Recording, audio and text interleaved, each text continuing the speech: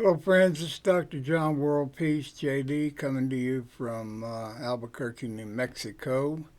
Today is November 9th, the day after the November 8th American elections. Today, I want to speak about the end of the Trump Maga Traitors, November the 8th. Worldpeace teaching peace. I posted on November 8th the election commentary on November the 7th. I was concerned that right-wing racists, Antichrist, MAGA traitors were on the verge of crashing American democracy and turning off the light of the world that is the United States of America. So here's my summary of the state of the nation the day after November the 8th. The MAGA traitors received a loud and clear message from the majority of Americans that the MAGA insanity is not going to be tolerated. These American patriots heard the call of President Biden that American democracy was the primary issue on the November 8th ballot. And the bottom line of the election is that the MAGA traitors were told that Americans were no longer going to follow the MAGA traitors into political hell. They voted clearly for America, the beautiful, and against everything that was Trump and his key issues that the Republican Party has taken up. For me, the number one issue was Trump attacking the radical left, ultra-liberal message of Jesus to love one another. No true Christian was going to continue to endorse Trump hatred for the radical left, whose founder was and is Jesus Christ. Every one of the false MAGA preachers and insane promoters of Christian nationalism are finished. They have now been outed as the false preachers and traitors that they are. The press and pollsters got it all wrong. That was not going to be a typical midterm election after Americans changed the party at the top of American politics. They also severely underestimated the hell that the Supreme Court put on the table by getting rid of Roe versus Wade. Well, as it turns out, there's now going to be a federal right to choice regarding abortion. And if the Republicans do not support it, then yesterday was the end of the Republican Party. Let me repeat the insanity of corporate Christianity regarding abortion. The human body is a finite, mortal vehicle for an infinite, immortal soul. When the body dies, it disintegrates back into the earth, and the soul returns to God who made it. That's straight out of the Bible. So aborting a fetus is not different than every other form of death of the human body. If the fetus that the soul incarnated into dies, the soul is not harmed in any way. It just needs to find another vehicle with God's direction, or, of course. These radical corporate Christians who follow Christian nationalism put 100% of the burden of an abortion on the backs of the mother of a fetus and none on the husband. Just another example of the second-class citizenship of women in America. Also, and most important, these radical Christians want to bring all fetuses to full term in childhood, while they absolutely refuse to provide a penny to those children. They have assumed a godparent status by getting between a pregnant woman and her doctor. Jesus said, "What you do to others, you do to me." All the abuse these unwanted children experience is a liability to be accounted for at judgment.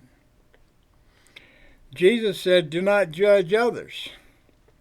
The punishment you demand for women will come back on yourself."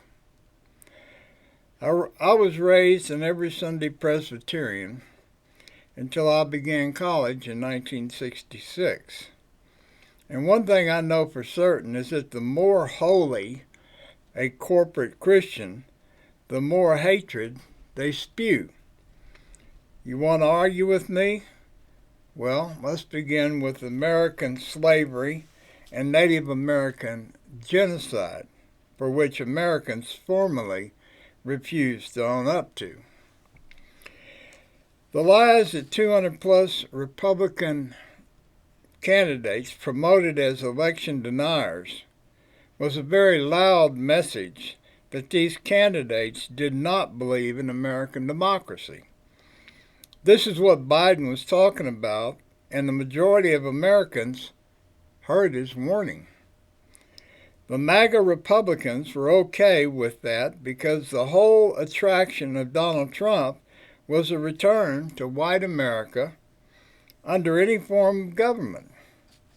Nothing else matters.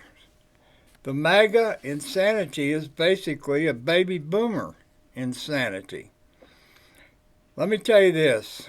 Come the 2024 election for president, there's going to be a whole lot of baby boomers who will have died between now and then, and there will be even more millennials who will have come to voting age. November 8th was the last chance for American racism and a return to the 1860s. There is not going to be a MAGA insurrection part 2 that I thought was going to happen, because Americans have clearly and emphatically spoken in the election yesterday. And what they have said is, keep your traitorous, anti-Jesus lies to yourself. I'm sure many Americans heard Kevin McCarthy promise to use all House committees to bring down hellfire and damnation on Beau Biden, Fauci, Dr. Fauci,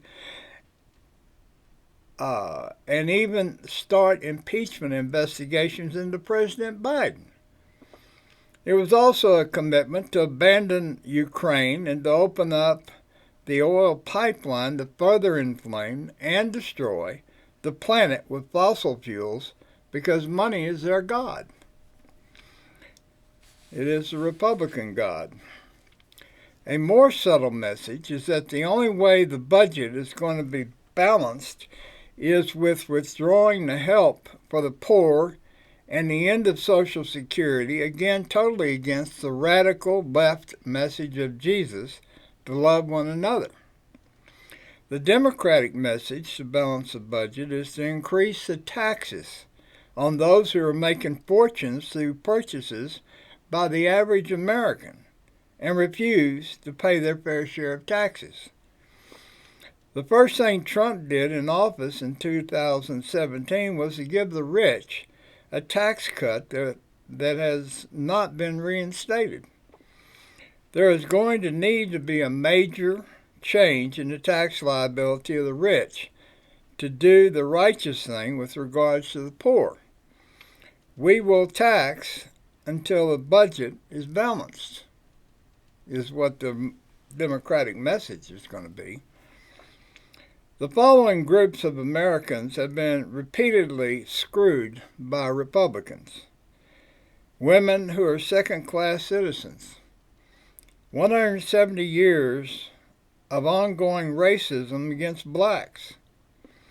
Outrageous cost of medicines.